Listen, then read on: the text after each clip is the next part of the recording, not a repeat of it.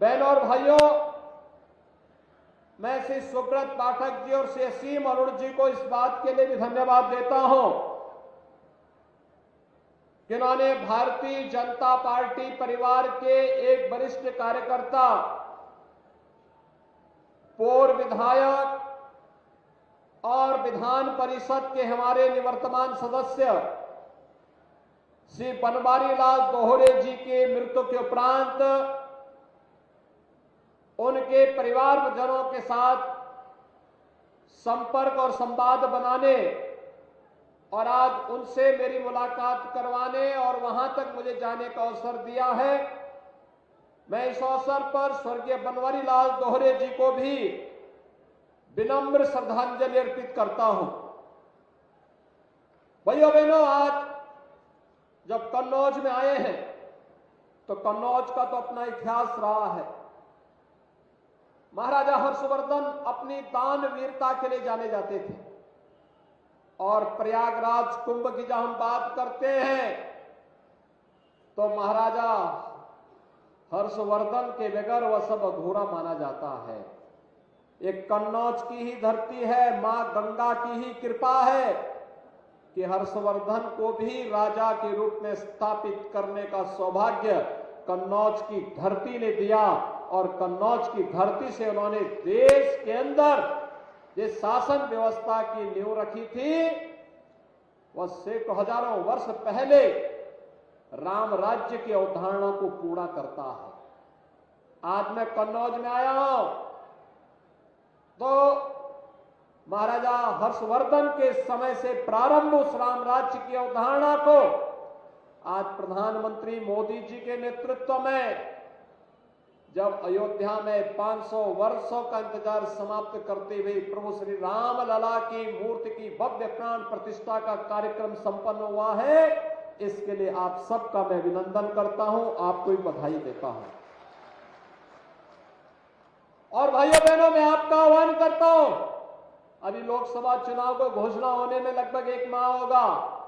इस दौरान आप सुब्रत पाठक जी को, असीम अरुण जी को, अर्चना पांडे जी को, कैलाश राजपूत जी को और इन सभी पदाधिकारियों को पकड़ करके एक बार अयोध्या में रामलला का दर्शन करने के लिए जरूर आइए। कितने लोग अयोध्या जाना चाहते हैं? पूरा ही कन्नौज जाना चाहता है और हम लोग तैयार हैं आप सबका स्वागत करने के लिए।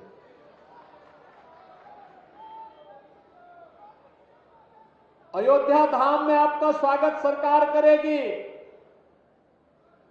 और मैं चाहूंगा कि उससे पहले अयोध्या धाम में प्रभु रामलला के आगमन के पहले यहां के माननीय सांसद, माननीय विधायकों ने जो प्रयास किया है उसकी 352 करोड़ रुपए की परियोजनाओं का लोकार्पण और शिलान्यास आज कन्नौज को प्राप्त हो रहा है। इसकी भी बधाई आप सबको दे दो। भाइयों बहनों, जब योग्य जनप्रतिनिधि हम चुनते हैं वो आपके सुख दुख में सहभागी बनता है, शासन की योजनाओं को आप तक पहुंचाता है। गांव, गरीब, किसान, नौजवान, महिलाएं, समाज का प्रत्येक वर्ग अपने आप को सुरक्षित भी महसूस करता है और प्रफुल्लित भी महसूस करता है। आज यही तो कारण है, अभी कुछ दिन पहले आपने मोदी गारंटी की गाड़ी देखी होगी, गांव-गांव में जाती थी, शासन की योजनाओं का प्रचार प्रसार करती थी, सिचुएशन के 100% लक्ष्य को प्राप्त करने की दिशा में क्या प्रयास प्रारंभ हुआ है इसको लगातार आगे बढ़ाने का कार्य भी करती थी, तो साथ साथ इसका भी प्रयास करती थी कि जो लोग बचे हैं उनके फॉर्म हाथों हाथ भरे जाएं। और देखिए, मोदी जी ने कहा था ना कि मोदी की गारंटी में भी गारंटी है। मकान के लिए जिन लोगों ने आवेदन किया था उन सबके मकान की व्यवस्था भारत सरकार ने अपने बजट में इस बार कर दी है। जो पहली फरवरी को भारत सरकार का बजट आया है। इस अंतरिम बजट में 2 करोड़ नए लोगों को आवास उपलब्ध कराने की घोषणा भी कर दी है और 3 करोड़ ड्रोन दीदी का प्रशिक्षण देने के लिए भी व्यवस्था कर दी गई है। बहनों और भाइयों, इस सरकार पर निर्भर करता है, लेकिन सरकार जब अच्छे जनप्रतिनिधि चुनती है तो उसके परिणाम भी उसी रूप में हम सबके सामने देखने को मिलते हैं। और आपने अच्छा जनप्रतिनिधि चुना, अच्छा सांसद चुना, तो आपके लिए संसद में, देश के अंदर आपकी आवाज उठाते हैं। अच्छे विधायक आपने चुने तो प्रदेश में आवाज उठाते हैं, योजनाओं को लेके आते हैं और उन्हीं योजनाओं को आगे बढ़ाने के क्रम में आज आपको ये सब देखने को मिल रहा है। आप मुझे बताइए, अगर समाजवादी पार्टी की सरकार होती तो क्या रामलला का भव्य मंदिर का निर्माण लोग करने देते क्या अयोध्या में? ये इसलिए हो पाया है, डबल इंजन की सरकार है। और डबल इंजन की सरकार न केवल डबल स्पीड के साथ चलती है, बल्कि डबल इंजन की सरकार आपकी आस्था का सम्मान भी करती है और आपको सुरक्षा का बेहतर वातावरण भी देती है। भाइयों बहनों, इसी विश्वास के साथ आज हम सब यहां पर आए हैं।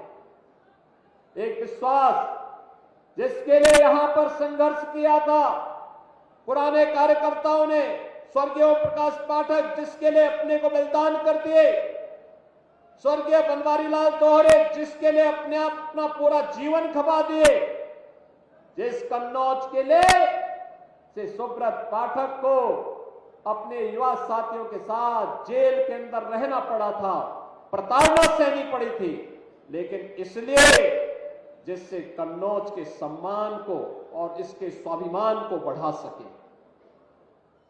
आज इसी का परिणाम है। सरकार यहां पर इत्र पार्क के निर्माण की कार्रवाई को आगे बढ़ा रही है और मैं आपको आश्वस्त करने के लिए आया हूं कि इत्र यहां की पहचान है। और भाइयों बहनों, यहां के इत्र की सुगंध को दुनिया तक पहुंचाने के लिए न केवल पार्क बनेगा, बल्कि उसको हम आगे बढ़ाने के लिए जिस भी प्रकार के सहयोग की आवश्यकता होगी, डबल इंजन की सरकार कन्नौज के उद्यमियों के साथ, कन्नौज के उन व्यापारियों के साथ हमेशा खड़ी होगी। भूमि की समस्या का समाधान हो, तकनीक की समस्या का समाधान हो, उसकी पैकेजिंग की समस्या का समाधान हो या मार्केटिंग का या एक्सपोर्ट का, इन सब में सरकार अपने स्तर पर सहयोग करके इत्र के व्यापार को वैश्विक मंच प्रदान करने का कार्य कन्नौज के माध्यम से अवश्य करेगी। भैया बहनों, मैं जब भी यहां आता हूं एक बात जरूर सुनने को मिलता है और मिलता था कि कन्नौज में यहां पर गवर्नमेंट मेडिकल कॉलेज था। गवर्नमेंट मेडिकल कॉलेज बाबा साहब भीमराव अंबेडकर के नाम पे था। भारत के संविधान के शिल्पी बाबा साहब भीमराव अंबेडकर। समाजवादी पार्टी की सरकार को पता नहीं क्या चिढ़ थी इन महापुरुषों से। अयोध्या में भगवान राम का विरोध करते थे तो कन्नौज में बाबा साहब भीमराव अंबेडकर का भी विरोध करते हैं। यानी उनको परिवार के बाहर कुछ भी नहीं दिखाई देता है, अपने परिवार के बाहर सोच ही नहीं सकते। कुछ लोगों की आदत होती है, वोट तो जाति के नाम पे लेते हैं लेकिन काम केवल परिवार के लिए करते हैं, परिवार से बाहर नहीं। लेकिन भाइयों बहनों, हम फिर से आपको आश्वस्त करना चाहते हैं, जो हमारे जनप्रतिनिधियों की भावनाएं हैं, जो यहां पर अभी कहा है, असीम जी ने भी कहा है, सुब्रत जी ने भी कहा है, हमारे अन्य मान्य विधायकगण भी इस बात को कह रहे थे कि बाबा साहब भीमराव अंबेडकर के नाम पर फिर से मेडिकल कॉलेज का नामकरण होना चाहिए। और मैं आपको आश्वस्त करने के लिए आया हूं कि बाबा साहब भीमराव अंबेडकर के नाम पर फिर से जाना जाएगा कन्नौज का मेडिकल कॉलेज। और जो भी सुविधाएं यहां के लिए उपलब्ध करवानी हो, उन अत्याधुनिक सुविधाओं को इसके साथ जोड़ेंगे। कन्नौज को एक विशेष व्यवस्था के साथ जोड़ करके इस व्यवस्था को और तेजी के साथ आगे बढ़ाने का कार्य करेंगे। आपने देखा होगा यहां पर आज अपने स्वर्गीय पिता की स्मृतियों को जीवंत बनाए रखने के लिए श्री सुब्रत पाठक जी ने यहां पर दिव्यांग जनों के लिए कृत्रिम अंग उपकरण वितरण के कार्यक्रम को आगे बढ़ाया। 5000 से अधिक यहां पर कृत्रिम अंग उपकरण वितरण के कार्यक्रम संपन्न हुए। बड़ी संख्या में उन लोगों को जिन लोगों ने कभी भी इन सभी चीजों से अपने आप को कहीं ना कहीं वे लोग वंचित थे, लेकिन आज ये सुविधाएं यहां पर उपलब्ध करवाने का कार्य उनके द्वारा उन दिव्यांग जनों के लिए किया गया। दिव्यांगता हो सकता है उसके लिए तात्कालिक समस्या हो, शारीरिक समस्या हो, लेकिन उसको अगर सरकार के द्वारा थोड़ी भी प्रोत्साहन दे दिया जाए तो वह बड़ी से बड़ी उपलब्धि हासिल कर सकता है। भाइयों बहनों, हम तो सब जानते हैं, अगर उपनिषदों में आप देखेंगे तो अनेक ऐसे उदाहरण आपको मिलेंगे जहां पर शारीरिक दिव्यांगता को लोगों ने, उन ऋषियों ने नकारते हुए अपने दिव्य ज्ञान से पूरे समाज को आलोकित किया है।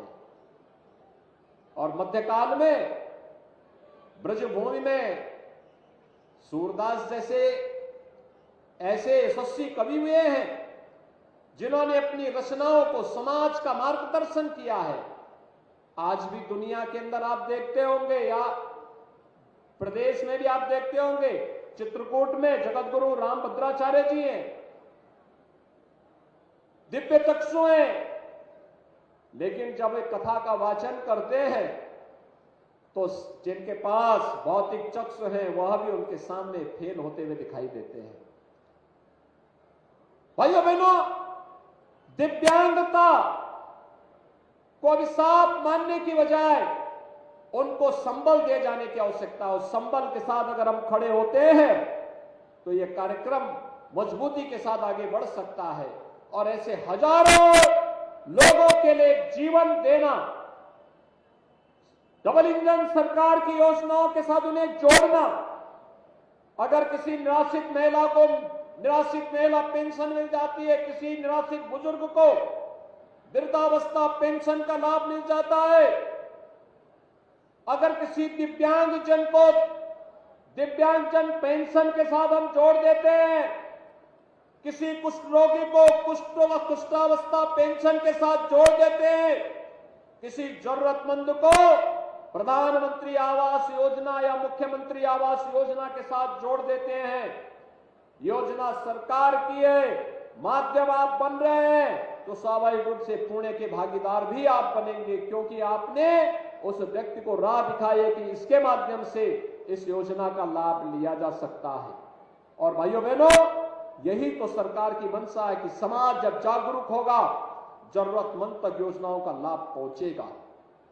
आज केंद्र और राज्य की सरकार इसी दिशा में प्रयास कर रही है, इसी कार्यक्रमों को आगे बढ़ा रही है और एक योग्य पिता का योग्य पुत्र अपने उसी दायित्व का निर्वहन करते हुए इस कार्यक्रम को आगे बढ़ाया है।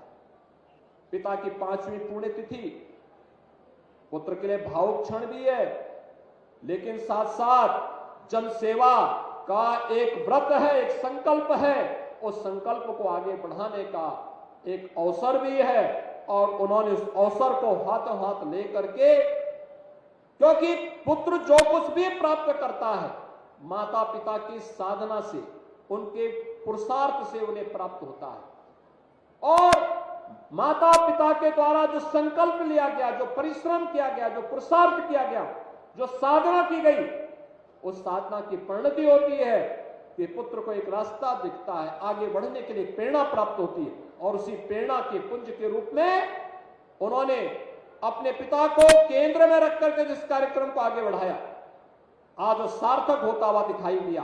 और उसी सार्थकता को आगे बढ़ाने के लिए आज हम सबको यहां पर 5वीं पुण्यतिथि के अवसर पर यहां पर आने का अवसर प्राप्त हुआ है। मैं इस अवसर पर स्वर्गीय ओम प्रकाश पाठक जी को विनम्र श्रद्धांजलि अर्पित करता हूं।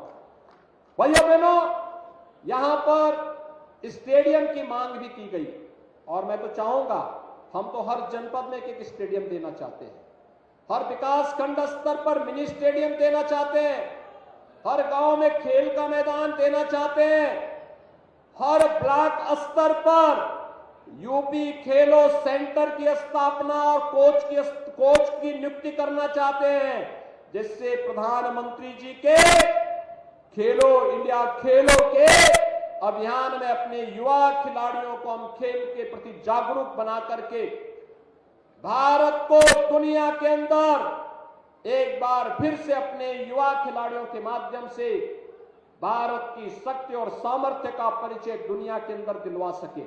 और उत्तर प्रदेश के अंदर इस प्रकार की व्यवस्था को हम आगे बढ़ाने का कार्य करेंगे। भाइयों बहनों, कन्नौज में भी ये व्यवस्था हम लोग लागू करेंगे और मैं चाहूंगा जितनी जल्दी हो सके अपना प्रस्ताव भेजिए। सरकार इसमें पूरा सहयोग करेगी, कन्नौज के लिए भी सहयोग करेगी, अन्य जनपदों के लिए भी सहयोग करेगी। ऐसे ही अन्य इंफ्रास्ट्रक्चर से जुड़े हुए कार्य हैं, सड़कों के हैं, पुलों के हैं, आईटीआई है, वर्ल्ड क्लास आईटीआई देना चाहते हैं हम लोग, आपको पॉलिटेक्निक बनाना चाहते हैं, स्किल डेवलपमेंट से जुड़े हुए केंद्र स्थापित करना चाहते हैं, अभ्युदय कोचिंग के माध्यम से अपने युवाओं को किसी भी प्रतियोगी परीक्षाओं की तैयारी करने के लिए वह फिजिकली भी और ऑनलाइन वर्चुअली भी उस व्यवस्था के साथ जुड़ करके परीक्षाओं की प्रतियोगी परीक्षाओं की तैयारी कर सकता है और यह व्यवस्था आगे लागू होगी, लगातार ये आगे बढ़ रही है। ऐसे ही अटल आवासीय विद्यालय की तर्ज पर हर जनपद में एक एक विद्यालय हम लोग खोलने जा रहे हैं। पीएम श्री विद्यालय में मौजूदा विद्यालयों के इंफ्रास्ट्रक्चर को बेहतर बनाने की दिशा में सरकार कार्य कर रही है, जिससे शिक्षा की गुणवत्ता को बढ़ाने में हम सब योगदान दे सकें। आज भाइयों बहनों, इसी क्रम में हमें यहां पर कन्नौज में मुझे आने का अवसर प्राप्त हुआ है।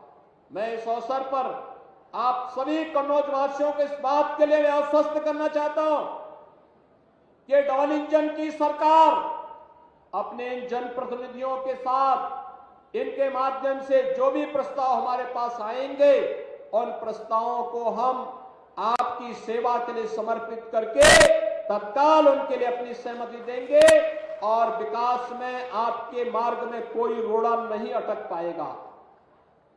वेलफेयर स्कीम का बराबर लाभ बिना भेदभाव के हर तबके को प्राप्त हो पाएगा और यही तो डबल इंजन की सरकार का कार्य है। मकान सबको, शौचालय सबको, राशन कार्ड सबको, आयुष्मान का कार्ड सबको, लेकिन योजना का लाभ तो सबको देंगे, लेकिन तुष्टीकरण किसी का नहीं करेंगे, किसी का नहीं करेंगे। मजबूती के साथ राष्ट्रवाद के इस अभियान को आगे बढ़ाने का कार्य करेंगे। ये विकास की योजनाएं हो, आस्था का सम्मान हो या फिर विरासत को आगे बढ़ाने का क्रम, ये निरंतर आगे बढ़ता रहेगा। मैं आज के इस अवसर पर जब स्वर्गीय श्री ओम प्रकाश पाठक जी की 5वीं पुण्यतिथि के कार्यक्रम में हमें यहां आने का अवसर प्राप्त हुआ है, स्वर्गीय ओम प्रकाश पाठक जी को, स्वर्गीय बनवारी लाल दोहरे जी को मैं एक बार फिर से विनम्र श्रद्धांजलि अर्पित करते हुए आप सभी कन्नौज वासियों को आगामी लोकसभा चुनाव के लिए अभी से प्राणपण से जुटने का आह्वान करता हूं और अपने जुझारू सांसद को मजबूती के साथ उनके साथ कदम से कदम मिलाकर के चलने का भी आह्वान आपसे करता हूं। उन्होंने संघर्ष किया है, वे संघर्ष करेंगे, कोई चिंता की आवश्यकता नहीं। विकास की जिम्मेदारी हमारे ऊपर छोड़ दीजिए। विकास और वेलफेयर स्कीम से कोई वंचित नहीं रह पाएगा।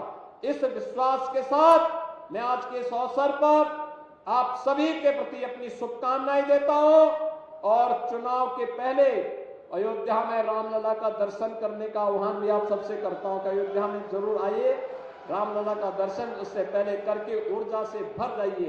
आप सब मेरे साथ बोलेंगे, भारत माता की, भारत माता की, भारत माता की जय श्री राम, जय जय श्री राम।